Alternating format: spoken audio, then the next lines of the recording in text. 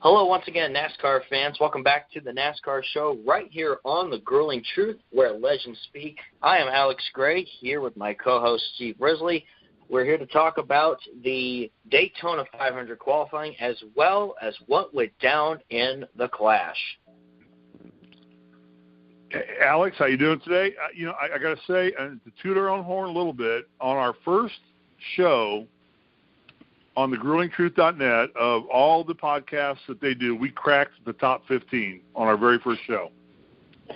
That is really incredible.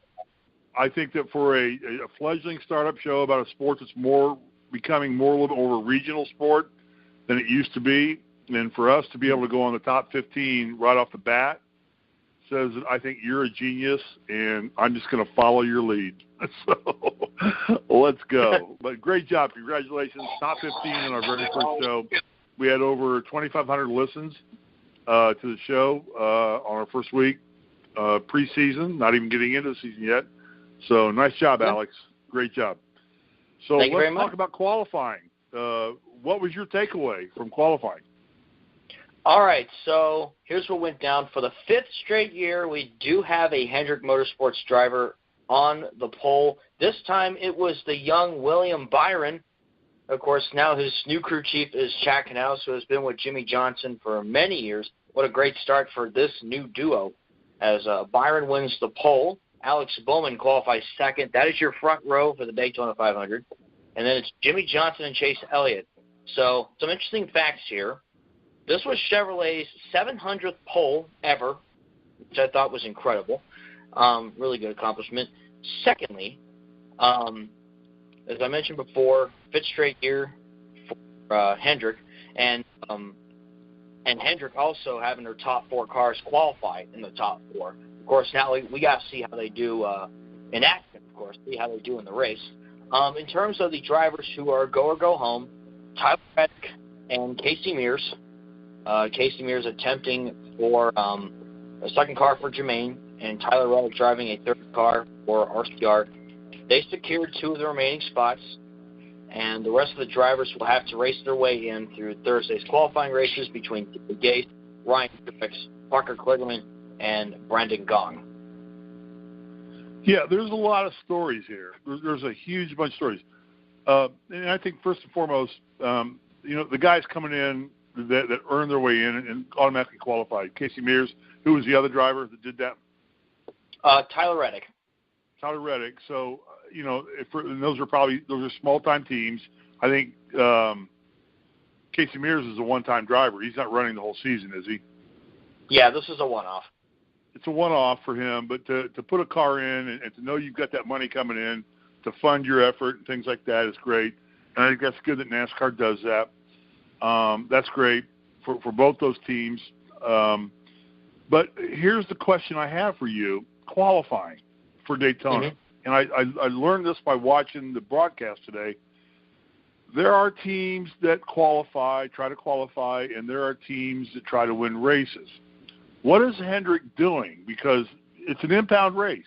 So these cars are now shut down until, if I'm right, they're shut down until Thursday. Is that correct? I believe so, yeah. Yeah, so but is that a big deal? Because Daytona, in my opinion, with restrictor play, historically, you can go from 40th or 43rd, or however many cars you're going to have in this race, to first in a matter of 4 or 5 laps. I mean, you can work your way back up because it's so balanced with horsepower. Is this a big deal that Hendrick puts 4 cars up front and that they continue to win poles, or is that just an image thing that Hendrick wants to create? I personally believe that they showed a lot of speed here. They were just beyond quicker than most of these guys. It was like between 4th and 5th, Elliott ran a 46.44, and Hendrick ran a 46.76. But were they in qualifying trim or race trim? Because a lot of guys just said, the Stewart-Haas racing cars said, we're just going for race trim. We're going to unpin our cars on race trim so we can start the twin 125s, and we can run those in race trim, where the Hendrick cars are going to have to come in and adjust and get out of qualifying trim and get to race trim. Does that matter? I think it can matter, definitely. You've shown the speed, but can you take that and put it into a 200-lap race? Okay. That's the biggest question here. And of course, we'll get to the.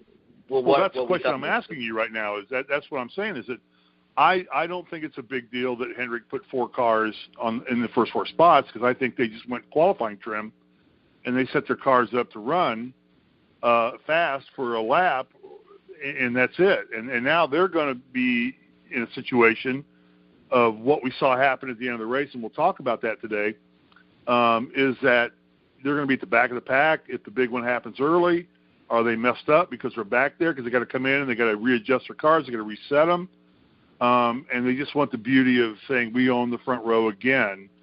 I don't know. What's your take on that? Would you rather be Kevin Harvick, and I don't know where he qualified, but somewhere. But Kevin Harvick is a guy who's a blue collar driver who's going to work his way to the front, and he's going to get up there. Kurt Busch and Kyle Busch both are going to work their way to the front. They're going to get there. Is it that important at Daytona to win the pole at Daytona? I feel like winning the pole at Daytona is just more of an accomplishment. I mean, especially if it's the Daytona 500. Yeah, it sure is a heck of an accomplishment, but I think a bigger accomplishment is winning there. Sure. I've always learned growing up, it doesn't matter where you start, it's where you finish. Right. No matter what. And, yeah, in my opinion here, can you implement that in the race? And all I see is that yeah. What are the advantages of? I mean, pit box selection is obviously the biggest reason at a track like Daytona. Pit box advantage, is that big a deal at Daytona? Really? I mean, it is at Bristol. It is at Martinsville. It is at Richmond. Yeah. It is at Darlington. There are tracks where pit box selection, and then you want to win qualifying there. But yeah. I got looking at it and I said, okay, we got all 4 Hendrick cars up front, and they're all smiley, and Mr. Hendrick is there, and we got the whole celebration of how Jimmy Johnson and Chad Canal split up effectively, and they all did their own thing. I just don't think. I think it's more of a made-for-show event for Hendrick Motorsports in this race than I think it would be if they did this, if they were able to put all 4 cars on the front first 4 spots at Bristol or Martinsville or Richmond or Texas Motor Speedway, where getting in and out of the pits matters more. I just don't think it's a big player here. I think it's not a big deal. It's a for-show thing. They got it. Their cars are all going to race it wherever they qualify. It doesn't matter. Yeah. They all have the golden ticket. So I don't know that it's that big a thing. Yeah, I definitely see where you're coming from. Yeah, I mean, so I don't know. I mean, I was surprised at how well the Fords ran. Were you surprised by that? How well the Fords ran? I mean, for the past few years, Ford has ran really well. We're talking about Mustang versus Taurus now, so you got a whole different. And we looked at what the Camaros went through last year. I all of a sudden said, "Hey, I'm pissed now because I'm a Hendrick guy, I'm a Chase Elliott guy, I'm a Chevy guy, and I'm thinking, okay, I'm not seeing the Fords are going to suffer this year like I thought the Chevys suffered last year." Trying to get the aero packages right, and I think they've candy-walked the Fords a little bit into this to make them more competitive. Am I right or wrong there? You make a fair point. I think I'm going to wait a few more races to really I wanted to really wait a few races with the Chevys, and then I started to see how they performed. I was like, okay, something's not right here. So I want to see at least what the Fords are capable of doing on the other tracks as well. I mean, as you've seen here, Logano was the highest Ford in 6th. Boyer was 8th. Menard 11th. Harvick was 15th. Blaney 17th. So I mean, yeah, I want to wait a few races just to see what the Fords do on the other tracks before I can make a conclusion there. But it seems to be maybe it's something different that Ford did that Chevy didn't do. I'm not going to. And so you're going to put that on. You're going to put that on the manufacturers and not on the rules packages. Well, like I said before, I think I'm a firm believer that the manufacturers should have more say in how the cars are and such. But they don't. They don't. I mean, yeah. NASCAR sets the rules packages. Yeah. Like I said, it's Daytona. They're still using this usual package. I want to wait a few races and see under this new package, see what happens. Well, let me ask you a question. What tracks are the aero packages most important at? Is it the super speedways? Is it the mile and a half? Is it the short tracks? Where really does aero come into play? And then, where does pit box selection come into play and what tracks? What's your opinion on all of that? Take aero package first. What tracks are most important to have the best aero package on the tracks? Is it the super speedways, the mile and a half, the short tracks? Where does aero count the most? From what I have seen over the years, I'm definitely going to say the mile and a halves. Especially as someone that goes to the races at Kentucky every year. Pit selection there is important. Qualifying there is important. It's not as easy to pass. So, and I remember watching a clip on Twitter. It was from like 2001. Jeff Burton, even Benny Parsons, I think they were racing at either Chicagoland or Kansas, and they were talking about, how these tracks were just like follow the leader. So I want to see if this rules package can dice things up a little bit instead of seeing like somebody out by like the 2017 Kentucky race when Truex had a 16-second lead. I mean, Right. Parade. It becomes a parade. It just becomes a parade. Yeah. The mile and a half, I think, are atrocious for NASCAR. I think that's what's killing NASCAR are the mile and a half tracks because they're slightly banked. It's too easy to spread the cars out. And I think NASCAR's bread and butter is bunching them up. And I think that's why you see competition cautions, why you see, cautions thrown late in the race. Get them back together and get them racing. And the mile and a half, in my opinion, Chicagoland, Kansas City, Texas, you can name a ton of Charlotte, places that they start where actually the engineering and the driver of talent starts to have an effect, which I think ultimately hurts the sport a little bit because it doesn't keep them close together because the great drivers separate themselves, the great engineers separate themselves, the most money separates themselves, and so you get that effect on the mile and a half. Am I right or wrong there? I think you're definitely right, and it's also the fact that I think NASCAR wanted to push to bigger markets at the time, like Chicago, Kansas City, Dallas, Fort Worth, and then even out in California and right. Because they wanted to go national. Yeah, but they seem to be. Should the sport's kind of reverting back to? Do you agree the sport's kind of reverting back to a little bit more of a regional sport? I mean, is that a fair assessment or not? Yeah, I personally believe that the Southeast has always been huge for NASCAR. Out in California, NASCAR's a niche sport. There's those fans, but there's not as many as down in Alabama, Florida, Georgia, Tennessee, Virginia, Kentucky. Those kind of places. So I do personally believe that. Actually, Auto Club Speedway is 20 minutes from my house. I mean, that's right. I drive by the Rose Bowl and I go right out past that and go to Auto Club Speedway, right on the T10s. And it's right there. And I have no interest in going to that track because it's a boring race. It's a parade. It's kind of almost like watching F1, where the courses are so tight in F1 that whoever starts on the poles is pretty much going to be impossible to get past because of the way they run it, and it kind of gets that way on a mile and a half track. But Daytona is great. But I thought what was interesting today in qualifying, and we'll move over to the Clash, or whatever it's called now. What was interesting was, to me, the dynamics were, there were teams out there definitely, like Hendrick, that wanted to qualify. And they wanted the spotlight today.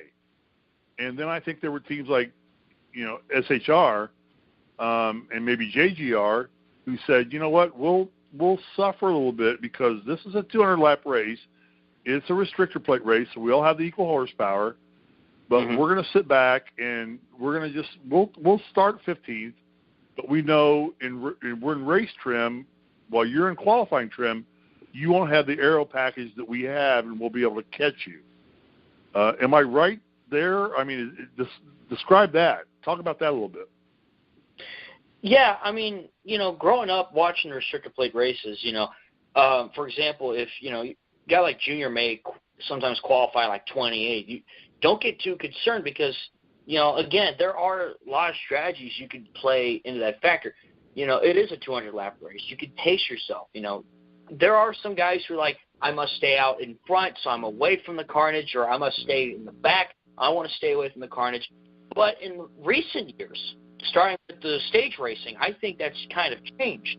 Because now you want to get those stage points and, get yourself a head start, get those bonus points for the season. So I think strategies kind of shake up there, but I still think those other strategies I just mentioned still play a factor. So who has the bigger advantage?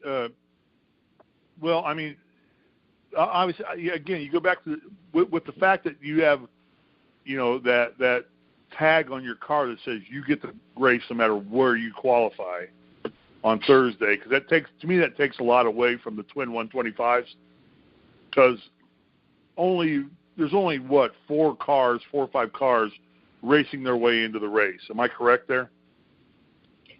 Yeah, there's everybody like 4 else cars in the race. It's just where they start. Yeah, it's they got what they're doing, and they don't want to tear their equipment up because they don't want to have to go to a backup car. So, right. Guys like the 2 Hendrick cars on front, Byron and who's the other guy, Bowman. Bowman. They're going to just get out of there and say, I'm done. I don't need this.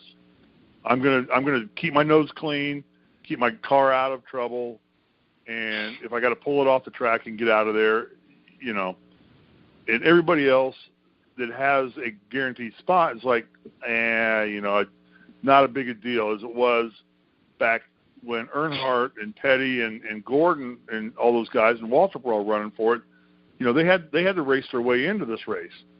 And there's only, like I said, 4 or 5 cars that got to race themselves into this race. Really, why are we doing this? Why are we even doing this? Yeah. I'm stumping you, aren't I? Yeah. I'm making sense. It's like why, it's like you take the sport out of it and you put it into like a championship wrestling mode where we kind of predetermine somewhat of the outcome. We'll let you all race for the last 20 laps, but we'll throw the competition cautions. We'll throw everything we need to do to keep you tightened up and keep you together. And then we'll let you have at it, boys, for the last 20 laps. And then that's where the fun gets, you get to, like we saw today. And we'll move off of the qualifying thing. I think the qualifying thing was dynamic to me in the sense that I thought there were teams out there that went for qualifying and there were teams that went out there for race setup. And there was 2 distinct factors, and that's probably the most prominent I'd seen that in a long time. I don't know that I'd seen that before. But then you look back, you see how many times Hendrick has won the pole with various drivers, and you go, this is not unnormal for Hendrick to do this. They want to be on the pole. They want that notoriety of saying they qualify their cars on the pole. Maybe it helps their sponsors. Yeah. It's the granddaddy of all races in NASCAR. It's a big race, and so I get the relevance there in terms of selling sponsorship for themselves, but I don't know if it's the best strategy. You have any thoughts on that? Then we'll move on. All right. I just made a side note on my Twitter. I actually decided to predict who I thought would win the pole. And I had a very good feeling it was going to be a Hendrick driver because I saw the trends dating back to like 2015 with Gordon and Junior, and now with Elliott. And I said William Byron. He said, you know what? I'm going to say William Byron. I think he wins the pole. And I got home from work. I was like, okay. So, yeah, and they said something like the 24 car won the pole the last four of the last 5 years, or some obnoxious number like that. I don't know if that's exactly right. Yeah. But you know, the 24 car, whoever was driving it, Elliott, Byron, or Gordon, had won the pole. But it's a manufactured win for them, as not so much as they chose to go that route, rather than say, because it's an impound race, we're going to go here, and we're going to be able to be competitive in the duels. Then it's impounded again. Then we're going to be ready to go for the big race and not have to make all these changes to our cars. And not have to sacrifice laps to make changes to our cars, which is what the Hendrick cars are going to have to do. They're all going to have to come in and get adjusted because they're in qualifying mode. They're good for 1 or 2 laps. Their tire wear is going to go down. They're going to stress their engines a little more because they're going to run a little bit higher RPM. Their gearing ratio is going to be a little different. Their setups on the aero package are going to be a little different. They're going to have to fix all that on the first competition caution or first caution, and it's going to cost them track position, which puts you in a bad situation if the big one occurs. We know it's going to occur. We just don't know when it's going to occur, but it's going to occur. Right. And yeah. And the other thing is how the weather was too. It was overcast. It was raining on and off. Yeah. Next Sunday it could be bright, sunny, and warm out, and that changes the racing too. Welcome to Florida in the winter. Yeah, welcome to Florida in the winter. That's what you deal with. That you don't know. You have no idea. I mean, it's kind of like being. I was watching Pebble Beach some today, and they had hail, a half inch of hail on the course, and then 2 hours later it was sunny and it looked like it was beautiful. And I live in L.A., so it's like, I get it. I mean, 2 hours north of me is 18 inches of snow that fell in the last 2 days, and I'm in 70-degree weather laying out by the pool watching the race. It's so the weather there, you can't predict that. You have to try and be prepared, but no way can you predict it. Exactly. So let's move on. Let's move on to the Clash. Let's go. What was your takeaway on the Clash? Interesting. Let's talk about Johnson and Canals first. Let's get that dog out right away. The break apart of those two guys, both of them had success. I mean, Johnson wins it. Canals, does well with his driver. Is this a good split? Is this a good thing, or what's going on here? Once again, I want to see how this season plays out. So far, it's off to a good start. I will say that with Byron's pole and with Canals and Johnson with meandering.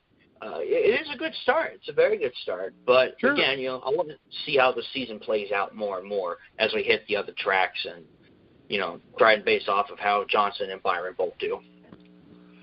Who do you think, and this is speculative entirely, and this is the fun of what we get to do by doing a show like this, is who do you think at the end of the season is going to have more success, Canals or Johnson?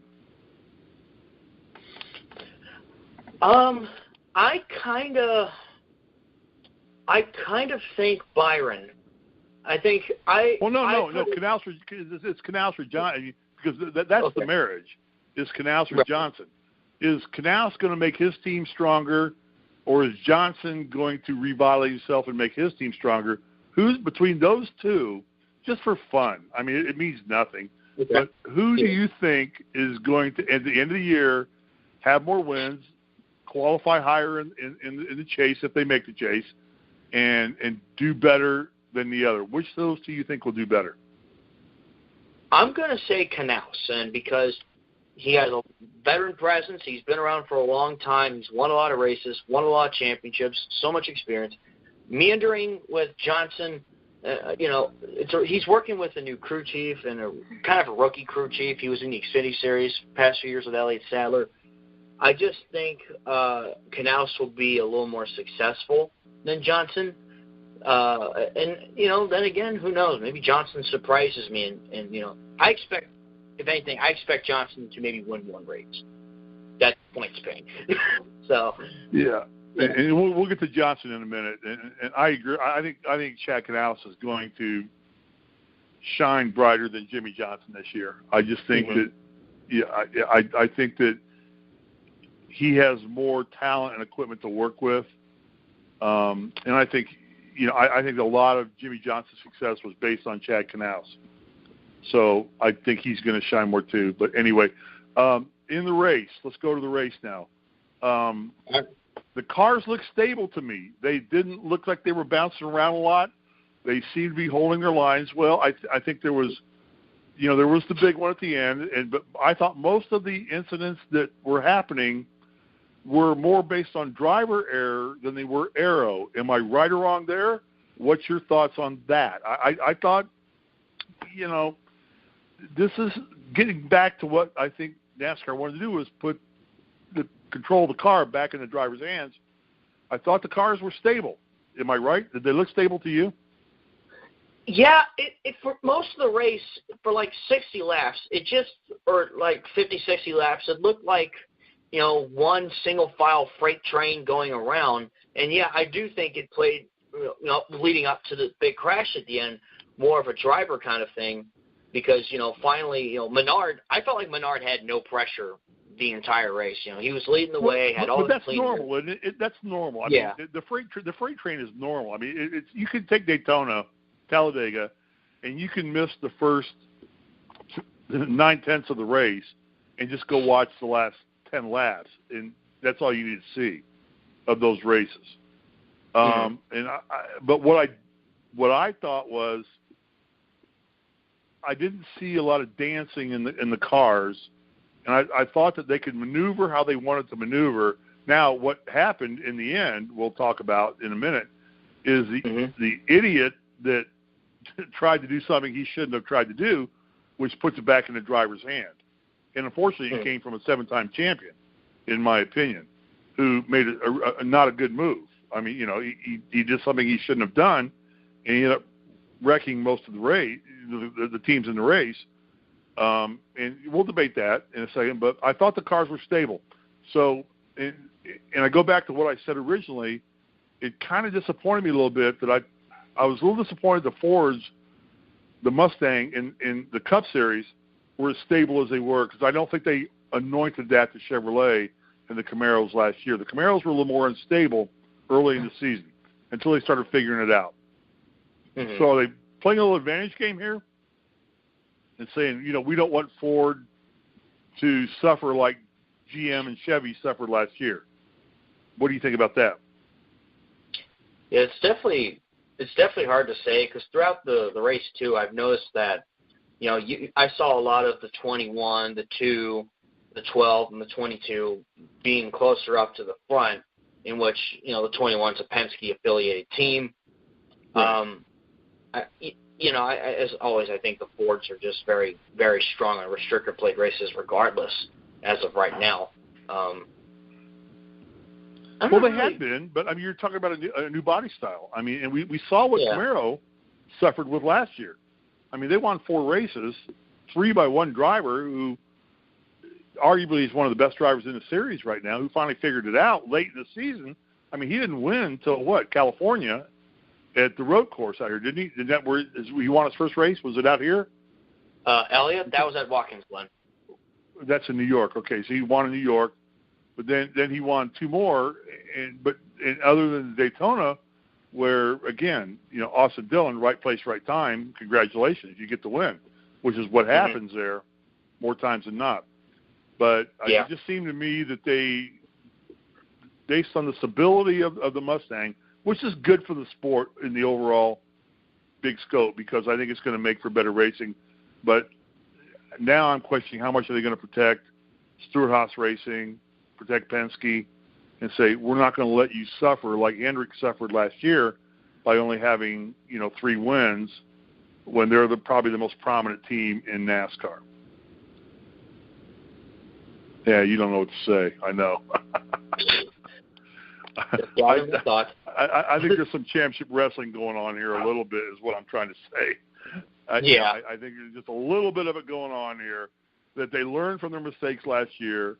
Yeah. And when you see a guy like Paul Menard, who, and guys won the Brickyard 400, what other races has Paul Menard won?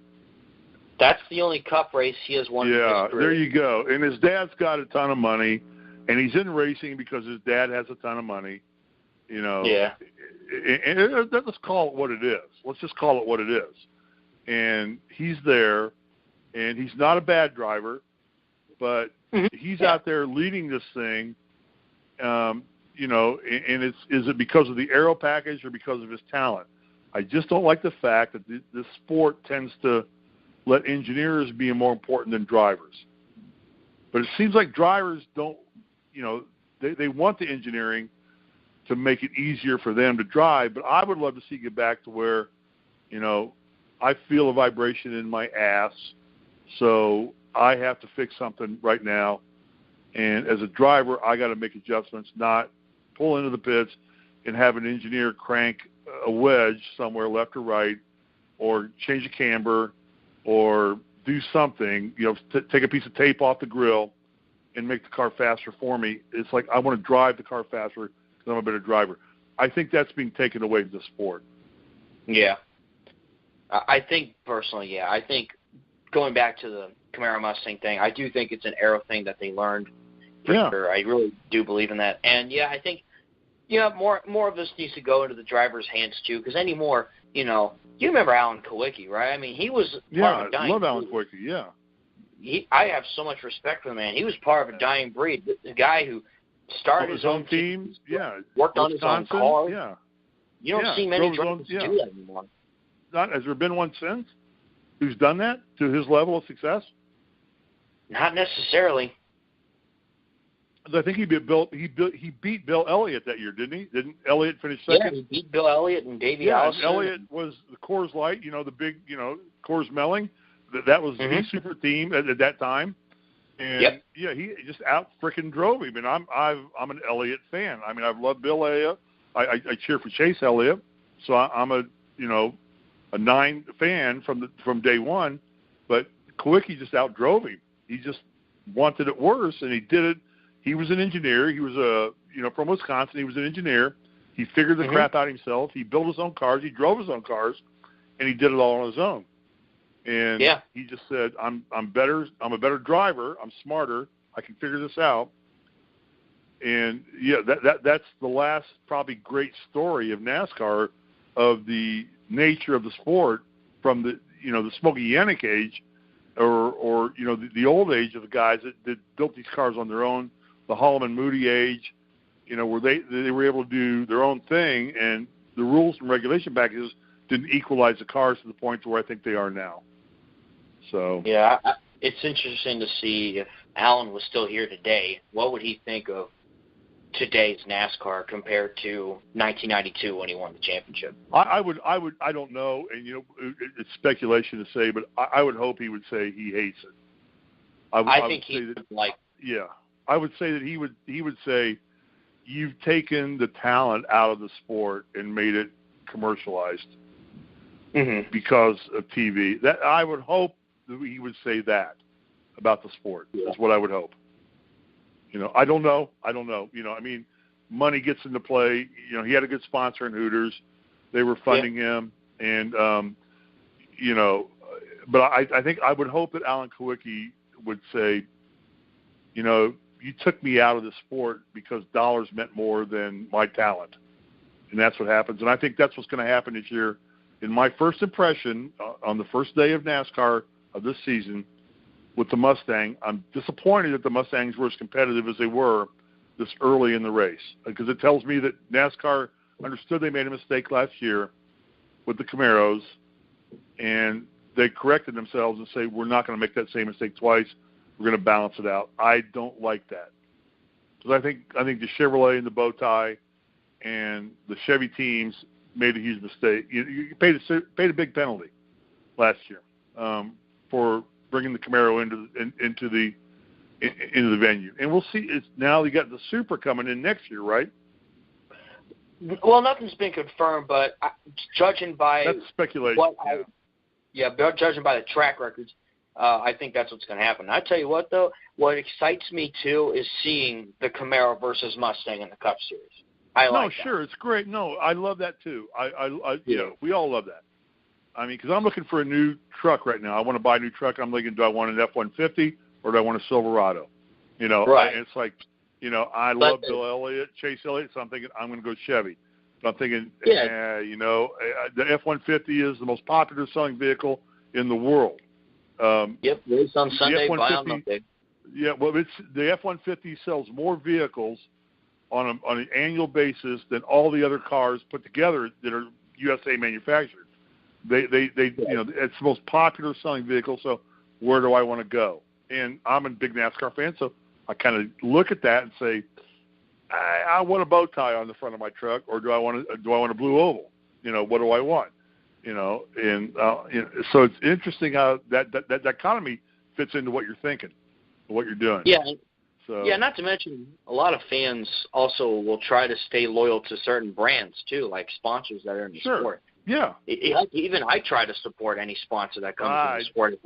I will not let my wife wash my clothes with anything but Tide because they sponsored Dale Waltrip. It's like, no, exactly. You have to buy Tide. Don't come home without anything but Tide, And if you're going to buy beer, you buy Coors Light beer because I love Sterling Marlin because you get that way, and you absolutely get that way. Yeah. So it's interesting. All right, let's talk about the race. What was your takeaway from the race?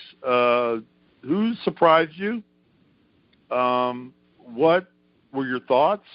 And we'll get to the end because I have feelings about the end of the race. But anything you see in the race from drivers, let's talk about drivers now and get off the equipment. Who looked good? Who didn't look good in the race? I was surprised to see Chase Elliott kind of run. He seemed like he was running the second back half of the field most of the race. So that kind of surprised me a little bit. I don't know if maybe he's more – I don't know if it could have been just him being back there or if he's more focused on Sunday. I know Daniel Suarez and Eric Almirola had some pit road penalties in the race, so that kind of pushed them back. And then they were able to move up forward, and unfortunately they were 19th and 20th when that wreck with 20 laps to go occurred. The Penske game didn't surprise me. I thought the Busch brothers, they seemed to be running it almost felt like as if they were working with each other, even especially with at the time of the crash they were third and fourth. But it seemed to me that I saw the Busch brothers kind of close to each other. Just a couple things I've noticed. I agree. I was Elliott, but I think he's just being coy. I think really he realized that this is not a points race. It doesn't matter. Mm-hmm. And he was moving forward until the wreck happened. I mean, he was in contention. He was up there, and so but again, he was in qualifying trim, so he was running a short race and knew that he could push his car for a short period of time and kept his car safe until he could till the last few laps where he could then drive it like a qualifying, and run it hard for 10 to 15 laps, as opposed to saying I got to do this for 200 laps. But I me being an Elliott fan, I'm like, I don't like him being in the back, but it is what it is. The other guys up front, I thought the Stewart-Haas Racing was real quiet. Yeah. They didn't want to show their cars. I felt they didn't really want to play their hand very much. They realized it was like, this is not important to us. We're here because we can get our sponsors some airtime on television, but really we don't give a damn because it's going to end in a wreck anyway. I knew something was coming. Which it did. It's not if it's when on these tracks. Yeah. On Talladega and Daytona, it's not if, it's when. Especially in the ARCA race too. It happened in the ARCA race because I know we both sat and watched the ARCA race and saw some great young talent there, and some great drivers moving forward into the Cup Series. But we saw the same thing. It's not if, it's when on these tracks. It's just going to happen. You can't go that long of a distance driving those cars at that speed, that close together, and not say somebody's going to finally have a hiccup. Someone's going to slip up. Yeah, it's a hiccup. Mm-hmm. So let's get to the hiccup. Jimmy Johnson. All right. What are your thoughts?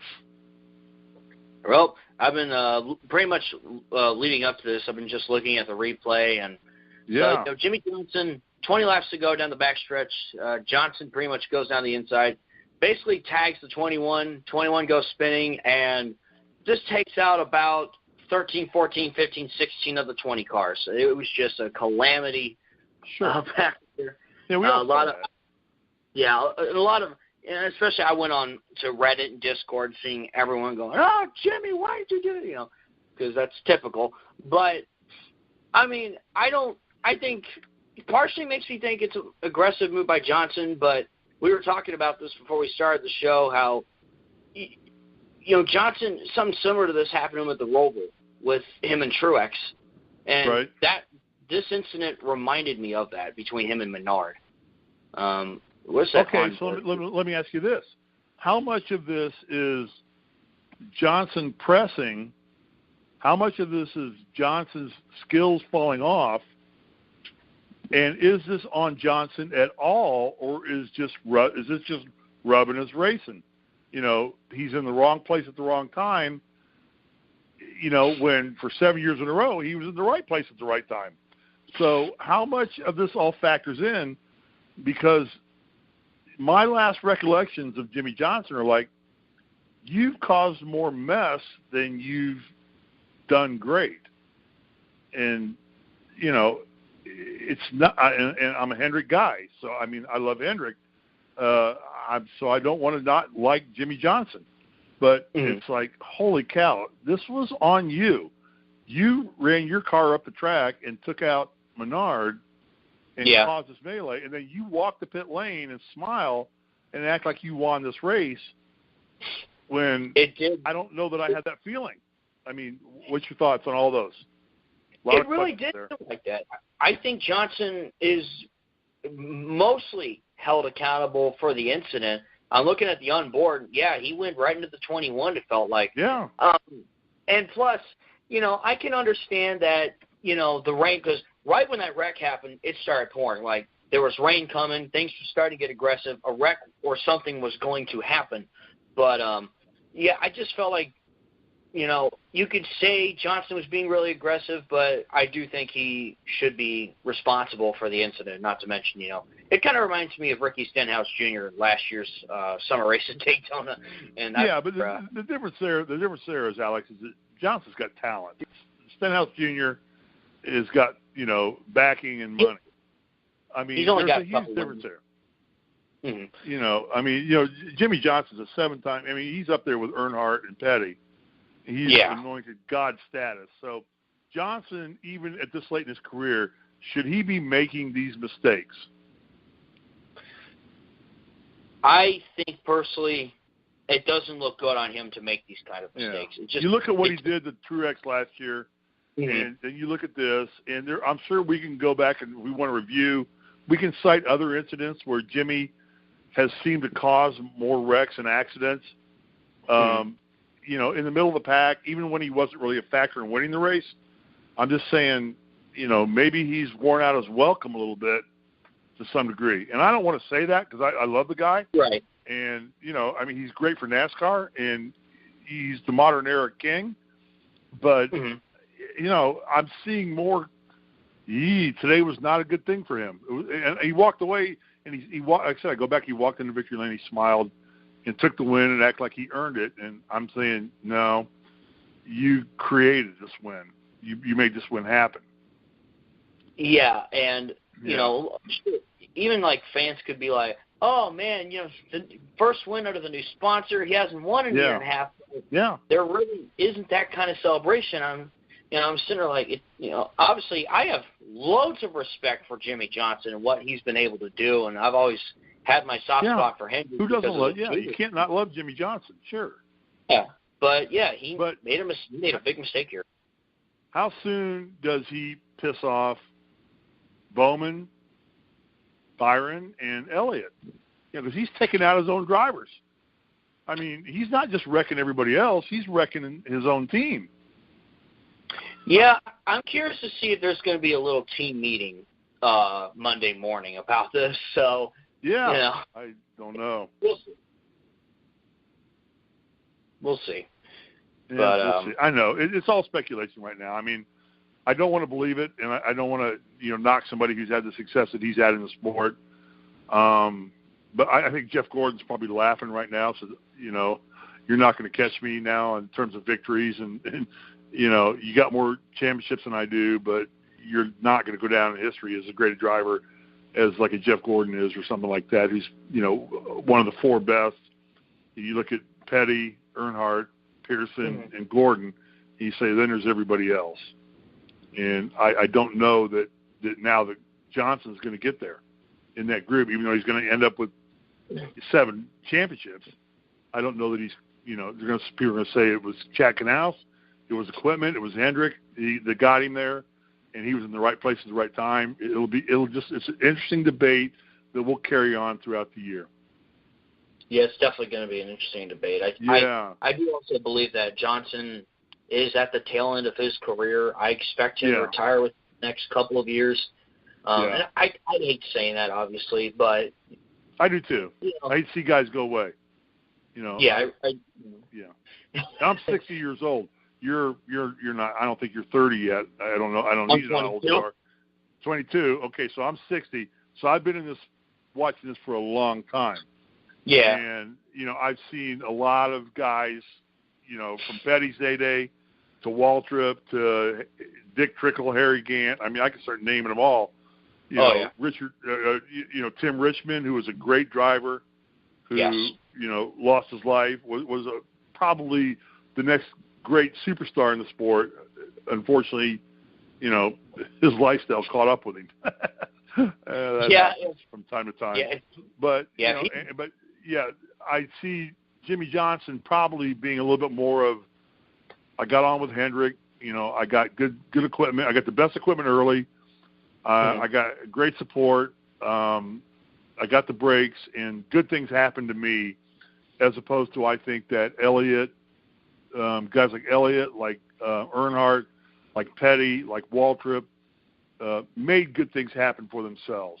And I think you're starting to see that right now. So it's going to be interesting to see what happens down the road. What do you expect this week? What are we looking? Let's wrap it up. What are you looking for this week? The 21 and 25s. Yep, who Thursday. Goes for it, who doesn't? Who goes for it? Who doesn't?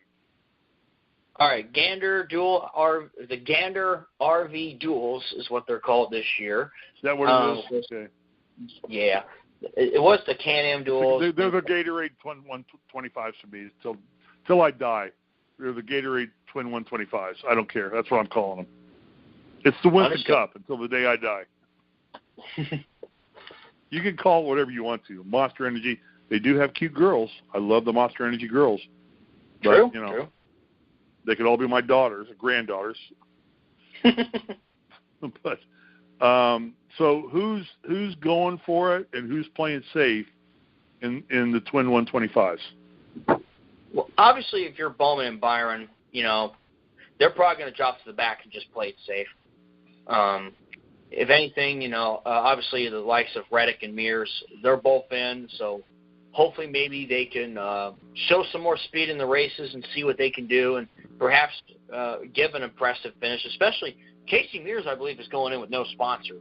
So, and there has been cases where teams like that have picked up a sponsor afterwards. Right, yeah. So hopefully Did you ever watch Days of Thunder? Yeah. Boys, we got us a sponsor. You won, so we got us a sponsor. I'll never forget that. Randy Quaid saying that to Tom Cruise. You won, we got us a sponsor. Mellow Yellow, I think it was, or something like that. Oh, yeah. But anyway. Let's see.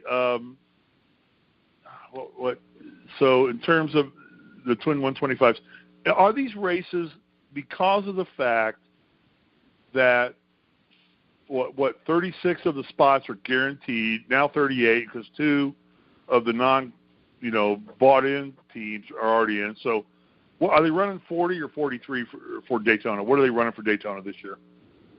There are 40 cars in the race. 40 cars in the race. Okay, yeah. so there's basically only 2 spots left, right? Yeah, 2 drivers will go home.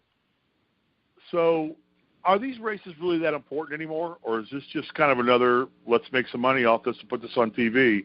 Because I remember the Twin 125s, there were no guarantees. I mean, there were the top 12 in points were guaranteed spots. Or there was some point where if you finished high enough in points, you had a guaranteed spot. But now you got 36 cars that own, stock in NASCAR.